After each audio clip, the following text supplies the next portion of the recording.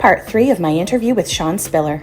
He wants to be our governor. If you're governor, how would you change the systems involved that make it okay for financing like that to be, in the dark? As governor, I'll look at the policies and say, no, let's push these things back. Let's put it back into the hands of the people, right? One, it starts by winning this race. It's a big statement. Number two, you combine that with the lawsuits that happened with Andy Kim. And there's a pushback, right, going on right now. So between the lawsuits and the challenges and the success there, between this election and our victory and success, and then you go and you look at the laws that they put forward. The Election Transparency Act, which doubled contribution limits, right? Allowed them to take in all these extra dollars, all these slush funds they've created. You've got to say that is the opposite of what we've been doing. Because I got to tell you, when I sit with you and say, hey, could you support our campaign? Doubling the limits to all of a sudden say you can give, to an assembly person, $16,000 or whatever, that only helps one person, really rich people. So I think there's a lot of ways we do that, both with good laws, but it's also with big victories. We need to win these positions because that's how you control the decisions that are being made to make the changes that we need.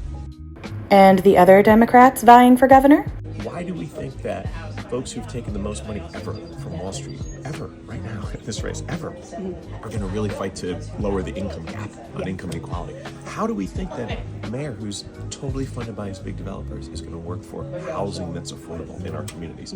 Like, how do we think that someone who's fully supported by the big political bosses is going to change the patronage machine that takes in all these dollars and gives it to their folks, which drives up our taxes? How do we think we're going to get a change? They're going to say whatever they're going to say. It's not going to happen. So for me, all of it is linked together. And I would just push everybody on this piece. Let's maybe pause for a moment and ask ourselves this question. Have we been so conditioned that when big money gives to campaigns, we don't bat an eye? But when it's something different, meaning little folks, working class folks, we are believing the big money messaging, saying, whoa, you don't want that.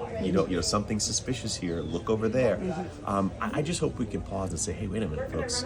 This is how they try to do us every time. This is how they try to come at us every time. And we need to be the ones to say enough. Just like we need to be the ones to say, lower our taxes, or at least don't raise them again. Which is precisely what we talk about in my Part 4 interview with Sean Spiller. Before you go looking for it, though, throw me a like on this, and please repost it so the rest of New Jersey can see. Tag someone in the comments so they can see it. Are you trusting any one candidate over another based off of their funding and endorsements? Catch you in the comments, New Jersey.